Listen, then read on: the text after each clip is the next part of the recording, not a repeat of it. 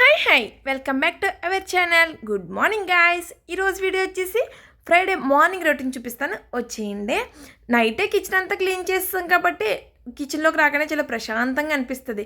ఇంకా డైరెక్ట్గా స్నానానికి అయితే వాటర్ అయితే పెట్టేస్తున్నాను. ఇక్కడైతే ఎప్పుడు కరెంట్ కుక్కర్లో పెట్టుకోవడం అలవాటు అయిపోయింది, గ్యాస్ వేస్ట్ అవుతుందని చెప్పేసి.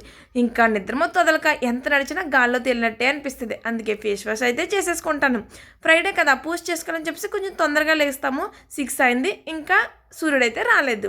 మా వారికి మార్నింగే అంబలు తాగడం అలవాటు, అందుకే ఇక్కడ ఆయన కోసం అంబలు ప్రిపేర్ చేసేద్దామని చెప్పేసి వాటర్ అయితే పెట్టేశాను. డైరెక్ట్గా పిండి అందులో వేసుకోవడం కంటే ఇలా కలిపి అందులో వేస్తే ఈజీగా అనిపిస్తుంది, చాలా తొందరగా అయిపోద్ది. డైరెక్ట్గా అందులో వేసేస్తాం అనుకోండి చాలా టైం అనిపిస్తుంది. నేను ఎప్పుడు లెగ్గుస్తానా అని చూస్తాడండి మా వాడు. ఇంకెలా నేను లేవగానే వాడికి ఎలా తెలిసిపోతుందో తెలియదు. వెంటనే లేచేసి వాడి పని వాడిది, నా పని నాది. ఇంకా అంబలో పక్క అవుతుంది కదా అని చెప్పేసి గదులన్నీ క్లీన్ చేసుకొచ్చేద్దాం అనేసి గదులు అయితే క్లీన్ చేసేస్తున్నాను. ఇంకా అంబలు కూడా అయింది. ఇంత హడవడిగా ఎందుకు, అదేదో మీ వారు వెళ్ళిపోయి చేసుకోవచ్చు కదా అని అంటారేమో.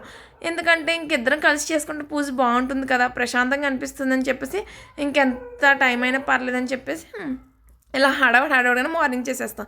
ఎప్పుడు కూడా కింద అయితే క్లీన్ చేయను, కింద వాటి అలా క్లీన్ చేసి ముగ్గేస్తారు. బట్ వాళ్ళు ఊరు వెళ్ళడం వల్ల నేనైతే క్లీన్ చేస్తున్నాను. చెట్లు పెంచుకున్నప్పుడు బాగుంటుంది, కానీ క్లీన్ చేస్తే అబ్బా అనిపిస్తుంది కదా. ఇంకా వాటర్ జల్లేసి ముగ్గు అయితే పెట్టేసి పైకైతే వచ్చేసామన్నమాట. ఏం పని చేసినా మా వాడైతే నాకు తోడుగా ఉంటాడండి బాబు. ఇంకా ఫ్రెష్ అప్ అయిపోయి టైం అయితే అయిపోతుంది, పక్క కంగారుగా. ఇంకా గ్యాస్ నైటే క్లీన్ చేస్తాం కాబట్టి బొట్లు పెట్టేసుకొని ఎవ్రీ ఫ్రైడే ప్రసాదం చేయను, ఎప్పుడైనా చెయ్యాలనిపిస్తే చేస్తాను.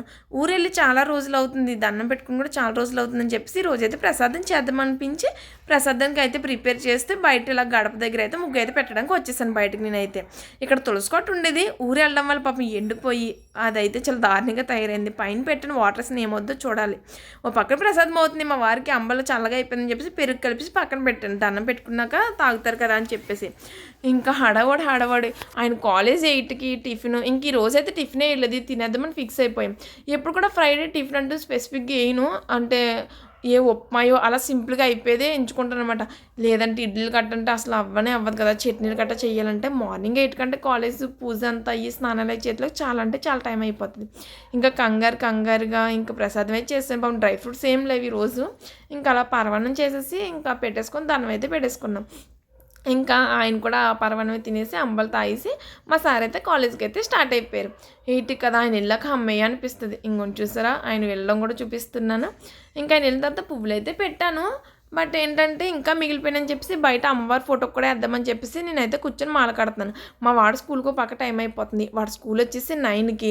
వాడికి బ్రష్ చేయించి స్నానం చేయించి టిఫిన్ తినిపించి వాడిని అన్నీ చూసుకోవాలి. సర్లే కదా అని చెప్పేసి కంగారుగా కట్టేస్తున్నాను. అమ్మవారికి వేసాక వాడు పని చూద్దామని చెప్పేసి నేనైతే ఇలా కట్టేసి అమ్మవారికి అయితే వేసేసాను. వాడికి స్నానం చేయించేసి ఇంకో తీసుకొచ్చి రెడీ చేయించాను అనమాట. టిఫిన్ కూడా తినిపించేసి వాడిని అయితే స్కూల్కి పంపించేశాను. అంతేనండి, చాలా బిజీగా అయిపోయింది మా ఫ్రైడే మార్నింగ్ అయితే. వీడియో ఎలా అనిపించింది కామెంట్ చేయండి.